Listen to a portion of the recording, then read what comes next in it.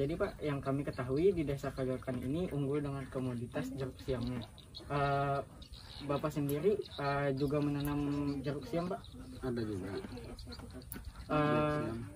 Selain jeruk siam, ada menanam apa lagi, Pak? Jeruk siam utama di bawahnya ada padi, ada sayur-sayuran, terong yang utama dulu, sama lombok cabai, cili, ada pepaya juga. Selama bertani jeruk siam sama padi tadi kan komoditasnya, terus untuk kendalanya selama beberapa tahun kebelakang itu kira-kira apa, Pak? Kalau tahun yang lalu tahun ini untuk anunya banjir.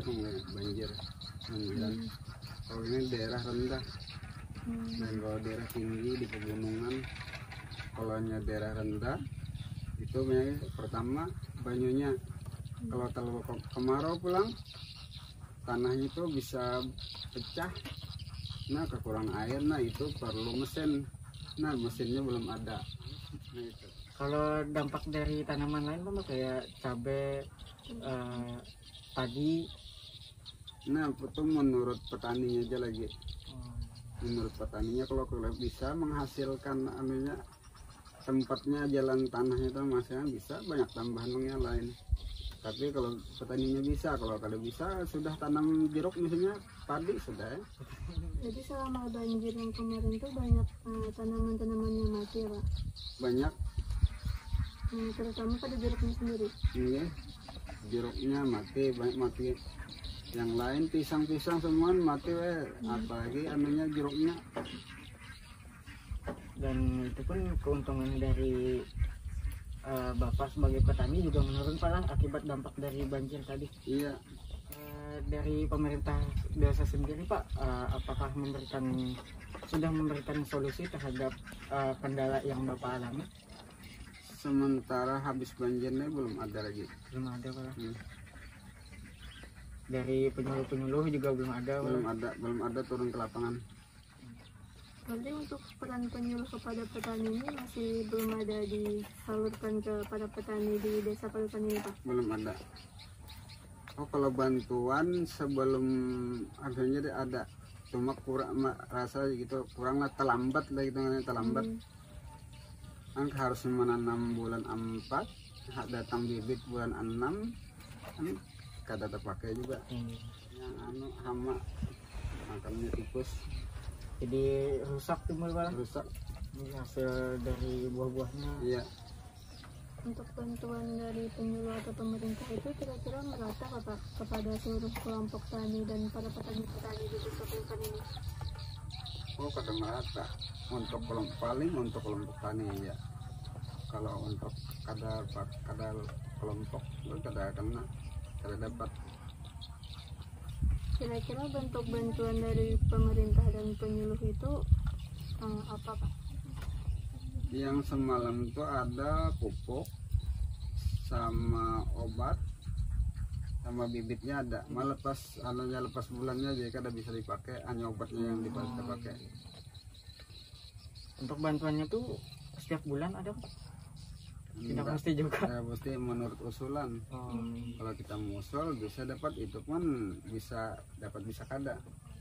Jadi nunggu dari usulan kita dulu, baru diserahkan ke pemerintah desa Pak. Iya. Pemerintah desanya sendiri sudah ada memberikan solusi mengenai dampak-dampak dari.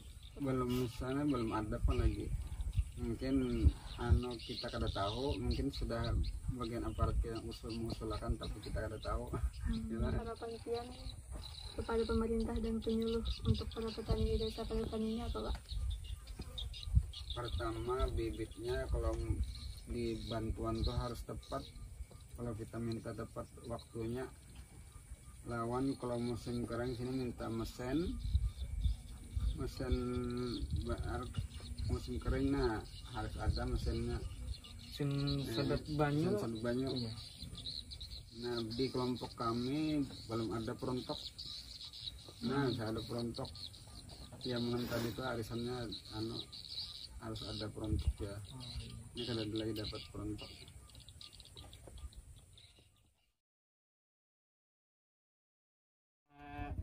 Di sini saya bersama pemerintah desa dari Desa Kajokan. Mungkin Bapak bisa memperkenalkan diri Pak. Oh iya, perkenalkan nama Ulun Kaspudinor, Ulun Kasih Pemerintahan Desa Kaliukan.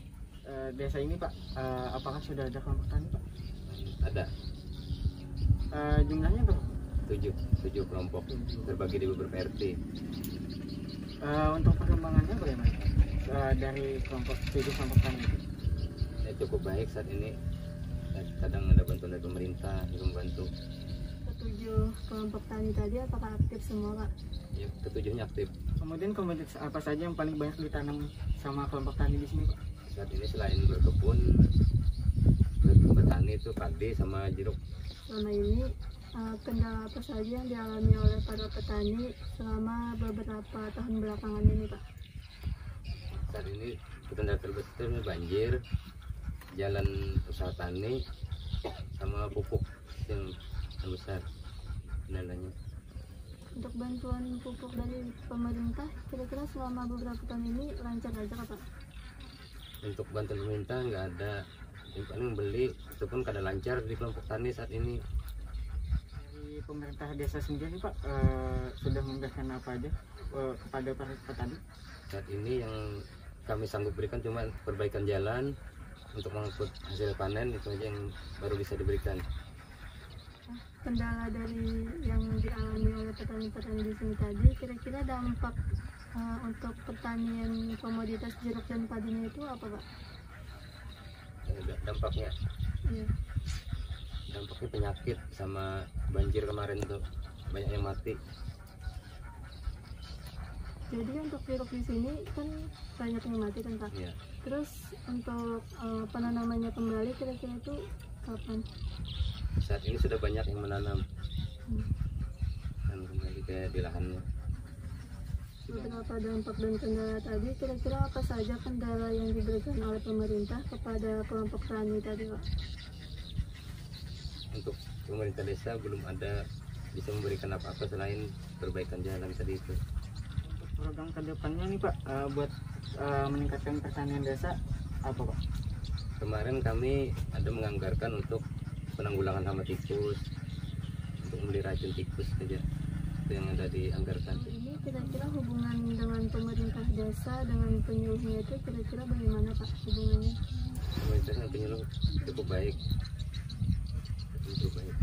Tidak ada kendala Pak? nggak ada kendala.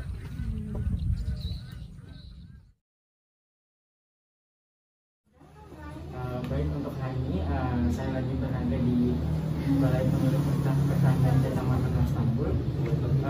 Mungkin Bapak bisa memperkenalkan diri dulu. Terima kasih. Nama saya Haji Marhadi PSD. Kebetulan bertugas di wilayah binaan Desa Kaliukan. Desa Kaliukan mempunyai luas wilayah untuk tanaman padi itu seluas 250 hektar, sedangkan untuk tanaman jeruk itu ada 100 hektar. Nah, untuk tanaman padi dalam rangka untuk meningkatkan kesejahteraan petani maupun untuk swasembada pangan, kita bisa melaksanakan dengan beberapa cara. Nah, kebetulan di daerah Kaliukan ini ada beberapa lahan itu ada tanda hujan dan ada lebak. Nah, kemudian kita bisa untuk meningkatkan produksi, meningkatkan IP tanaman itu dari 100 menjadi 200, 2 kali tanam, maksudnya itu kita bisa menggunakan varietas unggul itu pada lahan tanda hujan maupun lebak watun 1. Karena di daerah sana untuk lebak tanda hujan maupun watun 1 itu bisa dialiri setelah hujan di bulan Oktober, nantinya bisa ditanamin padi baik dengan sistem gogor rancah, itu ditugal dulu, baru setelah datang air nanti seperti air sawah berikutnya. Juga bisa kita melaksanakan dengan di bulan Oktober kita menyemai, kemudian setelah umur 15 hari kemudian kita tanam. Nah, setelah itu sekitar 3 bulan insya Allah nanti padinya akan panen. Kemudian untuk berikutnya di bulan Januari itu nanti kita sudah melaksanakan persemaian untuk padi lokal untuk tanam K2. Nah, setelah semai padi lokal mungkin setelah berumur 20 hari mungkin padi unggul itu sudah panen karena sudah berumur 3 bulan. Nah, setelah panen lalu kita adakan tanam padi lokal untuk tanam IP kedua berikutnya.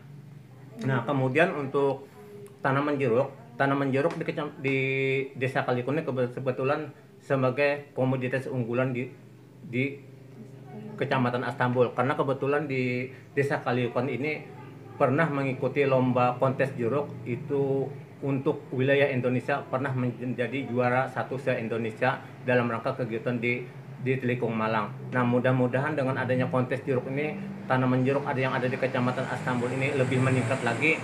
Bahkan harapan saya tahun ini untuk Kecamatan Astambul akan diadakan kegiatan sejenis agrowisata tanaman jeruk. Nah, mudah-mudahan dengan adanya agrowisata tanaman jeruk ini bisa mendapatkan pendapatan petani, itu baik pendapatan daerah maupun kegiatan agrowisata yang ada di Kalimantan Selatan sebagai pendukung ibu kota negara nantinya yang akan rencana pindah di Kaltim, karena kebetulan kita di Kabupaten Banjar adalah salah satu wilayah yang terdekat dengan penyangga ibu kota. Kemudian permasalahan yang dihadapi untuk budidaya tanaman jeruk, yang pertama itu adalah faktor air. Nah, kebetulan karena kita di daerah lahan bawah, tanam jeruk ini sistem sorjan, harapan saya untuk menanggulangi terjadinya banjir itu bisa dengan melakukan peninggian sorjan itu sehingga tidak terkendala banjir lagi. Kemudian yang kedua, permasalahan yang dihadapi karena kebanyakan di sini kan yang dulunya tanaman ada cangkokan dan okulasi. Nah, kemudian di sini kalau untuk tanaman okulasi kan biasanya tanaman ini mampu bertahan hidup hanya 12 tahun. Nah, kemudian bibit ini biasanya membeli ke luar daerah. Nah, harapan saya kemudian karena ada program YES di Kecamatan Astambul, kebetulan saya melaksanakan pengiriman peserta petani milenial itu untuk ikut megang ke Bakambat untuk cara perbanyakan bibit tanaman jeruk.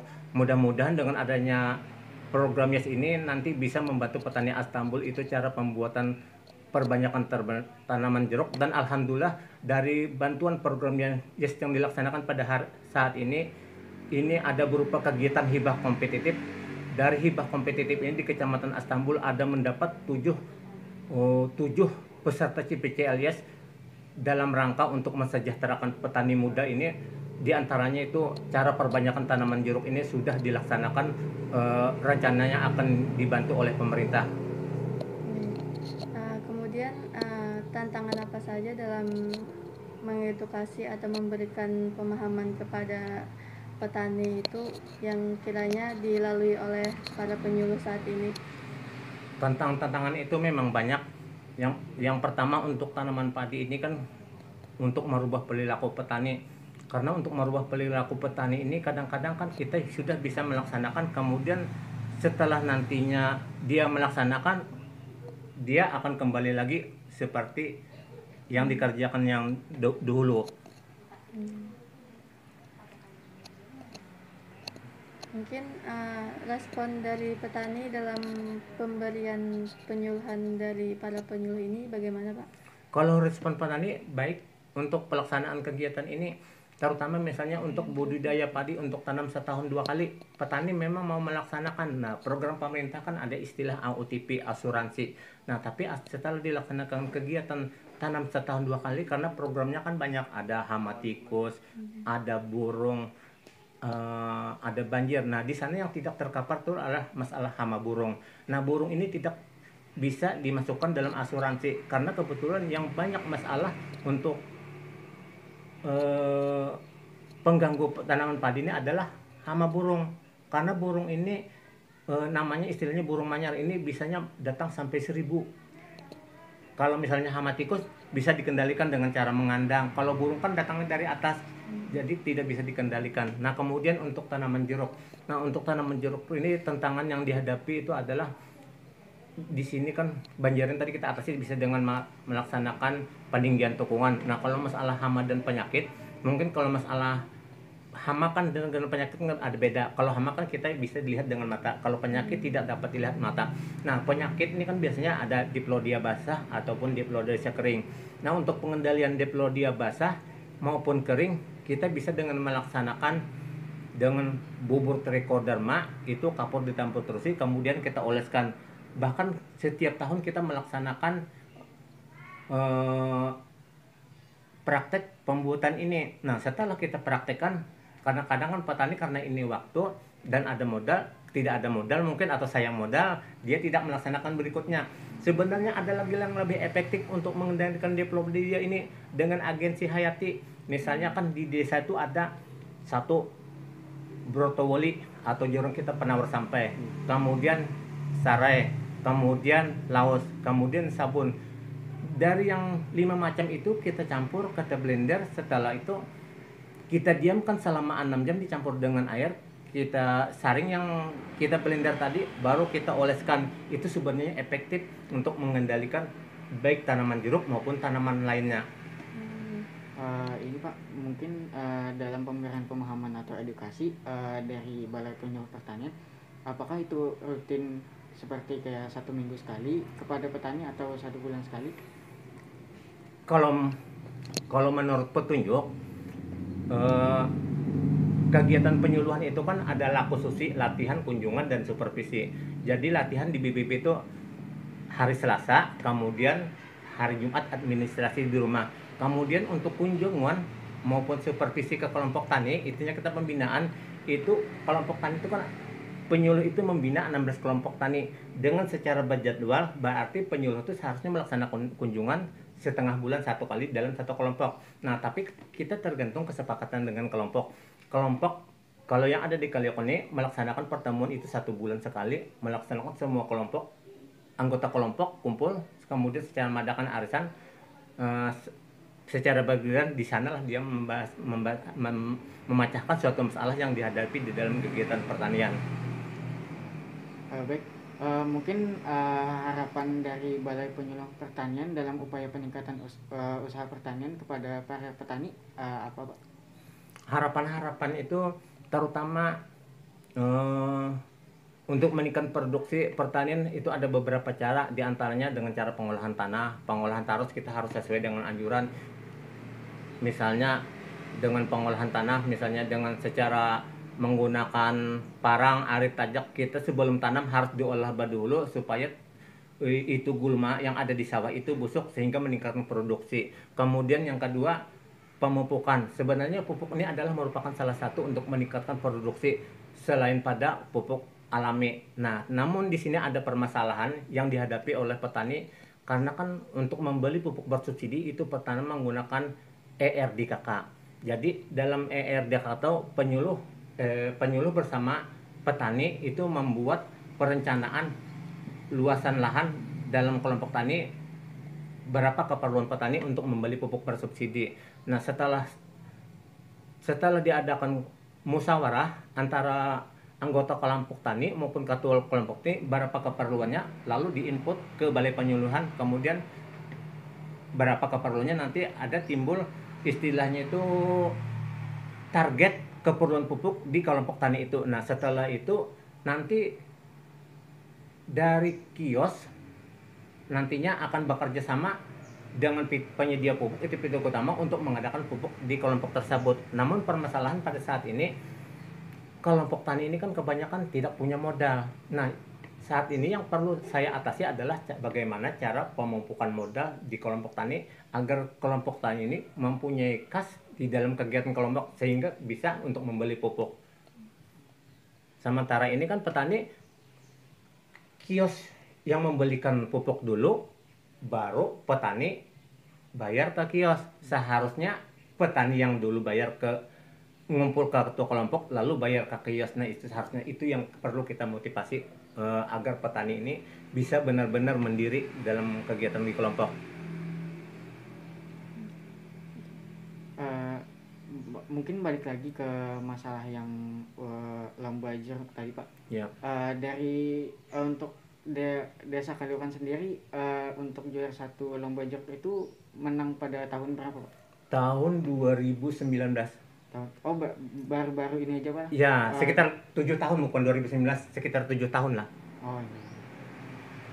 Untuk lombanya sendiri Pak, apakah itu lombanya setiap tahun diadakan atau beberapa tahun sekali Pak?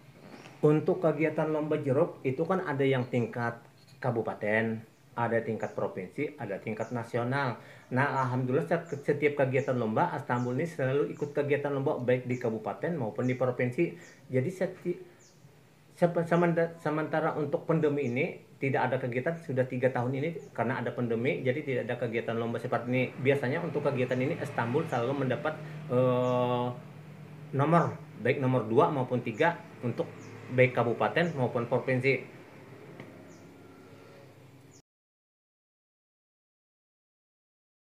Bagaimana menurut kakak kontribusi mahasiswa terhadap dunia pertanian? Oke, terima kasih pertanyaannya. Pertanyaan bagus sekali ya. Apa sih yang bisa kita sebagai mahasiswa berikan kepada dunia pertanian gitu ya intinya. Jadi ya banyak banget sebenarnya yang bisa kita lakukan. Nah, apalagi kita udah belajar di sistem teknologi, berbasis teknologi gitu. Banyak banget yang kita pelajarin nggak sesuai sama jurusan kita. Tapi intinya kita tuh sesuai sama Tridharma perguruan tinggi itu menurut kakak gitu. Menurut aku Tridharma perguruan tinggi itu ada pendidikan sama pengajaran, kemudian penelitian dan pengembangan, dan pengabdian kepada masyarakat gitu. Nah setelah itu pendidikan, yang pertama pendidikan ya. Kita tuh emang belajar benar-benar bagaimana yang kita pelajari dalam jurusan kita, kemudian mungkin nanti ada pengajaran dan lain sebagainya, kemudian ada penelitian, ada riset-riset tertentu, kita meneliti apa yang sesuai sama jurusan kita, kemudian pengabdian kepada masyarakat. Nah, ngomong-ngomong masalah pendidikan Tridharma perguruan tinggi, nah, dalam yang mewadahi kita, yang menaungi kita dari Kemendikbud sendiri itu banyak banget sebenarnya program yang mendukung kita untuk menyukseskan Tridharma perguruan tinggi tersebut gitu. Ada kayak PKM, nah itu kan PKM ada 5 bidang tuh, cocok banget buat mengaplikasikan Tridharma perguruan tinggi tadi seperti itu. Kemudian selain itu ada kayak PHP 2D, itu cocok banget untuk yang pengabdian kepada masyarakat seperti itu. Kemudian apa sih yang kita berikan? Sebelum kita mengabdi, kita menjurus ke mengabdi, pasti kita kayak ada teori, ada bekal terlebih dahulu yang harusnya kita punya gitu. Maka disitulah pentingnya dari pendidikan sama penelitian tadi. Nah, kita sebagai mahasiswa tuh harusnya kreatif. Nah, apalagi kalau misalkan udah didukung sama teknologi loh. Nah, pendidikannya kita dalami, nah, itu nggak cuma yang ada di kita duduk belajar di dalam kelas seperti itu. Kita udah riset kemana-mana, misalkan otodidak, dapat dari sumber yang lebih tinggi lagi, misalkan dari penelitian oleh ahli. Nah, itu tuh kita sudah bisa mengakses semua itu. Nah, disitulah kontribusi kita sebagai seorang mahasiswa, kita mendalami lebih dari yang lain seperti itu. Kemudian penelitian, setelah kita punya nih kayak masalah-masalah tertentu, kita melakukan penelitian. Misalkan kalau misalkan di prodi agribisnis ini kan lebih ke humanioranya, nah, ke orang-orangnya kita melakukan penelitian di bidang tersebut. Apa aja sih yang mempengaruhi seseorang misalkan menyukai produk ini, apa aja sih yang membuat seseorang tuh menyukai bergabung di dalam pertanian, misalkan itu diteliti semua. Nah itu tuh bisa jadi bahan untuk sebuah pengabdian seperti itu sih kalau misalkan dari kakak sendiri. Bisa nggak sih mahasiswa berkontribusi? Jadi itu bisa banget. Oke kak, mengenai kontribusi yang sudah kakak jelaskan tadi, kira-kira kontribusi apa yang bisa mahasiswa berikan terkhususnya untuk desa Kaliukan sendiri? Itu desa binaan, iya, teman-teman ya. Oke. Jadi ngomong-ngomong masalah apa yang bisa diberikan itu tuh nggak jauh dari pengabdian masyarakat gitu ya. Jadi apa yang bisa mahasiswa berikan itu pastinya sebuah kontribusi mahasiswa atau peran langsung mahasiswa ke desa Kaliukan seperti itu. Misalkan aja pengabdian kita ke sana. Nah, kita kan agribisnis nih. Nah, misalkan dari kita kreatif, dari kita harus kreatif harusnya ya. Nah, kita tuh bisa kayak mencetuskan sebuah ide untuk memotong rantai pemasaran misalkan dengan sistem pemasaran digital. Nah, kita kontribusi langsung ke sana, mensosialisasikan hal-hal tersebut misalkan. Nah, itu tuh bisa banget, itu yang bisa jadi kontribusi. Nah, kemudian kan selain agribisnis ada juga tuh prodi lain yang melakukan riset misalkan di penyakit. Nah, kalau penyakit itu mungkin nanti di sana jeruk ya komoditasnya. Nah, kalau misalkan jeruk, penyakit apa aja sih yang di sana yang mungkin udah berbeda dari tahun-tahun sebelumnya, seperti itu misalkan ada mutasi dari penyakitnya, seperti itu diteliti. Obat apa sih yang pas buat di sana? Nah, bisa banget tuh mahasiswa dari Fakultas Pertanian mengabdikan diri ke sana seperti itu. Nggak cuma sampai di sana sih, kayak teknologi setelah pasca panen itu bisa dari TIP. Nah seperti itu sih, banyak banget sebenarnya yang bisa kita terapkan, terkhususnya asalkan mahasiswanya tuh memang mau berperan langsung dan aktif serta kreatif. Mungkin ini Kak, kan Kakak sebagai mahasiswa, mungkin langkah-langkah atau ide kreatif apa yang dilakukan buat peningkatan pertanian, terutama yang di desa Kaliukan sendiri, komoditasnya itu komoditas penghasil jeruk. Kalau misalkan ini Pak, gimana tadi intinya? Ide-ide kreatif dari Kakak buat peningkatan pertanian. Oke. Jeruk sama beras ya. Iya. Nah, jadi kalau misalkan sementara yang aku pikirkan karena aku dari agribisnis, itu yang pertama yang pernah aku sebutin tadi, itu kayak sistem pemasaran digital. Nah, gitu tuh dari kita itu kayak punya gambaran, punya link tertentu di mana kita memasarkan itu tanpa banyak rantai pemasaran seperti itu. Jadi kita potong rantai pemasarannya dengan sistem pemasaran digital seperti itu. Nah, itu kita sosialisasikan ke sana, dan kalau kita terapkan itu bisa meningkatkan pendapatan dari petani seperti itu. Kemudian kalau misalkan selain itu, mungkin kalau dari Kakak yang terpikirkan itu tuh lebih ke sistem penyuluhan seperti itu ya. Soalnya sampai sejauh ini yang Kakak dengar dari penyuluh itu tuh banyak sekali yang mengeluhkan tentang petani yang nggak bisa untuk mengikuti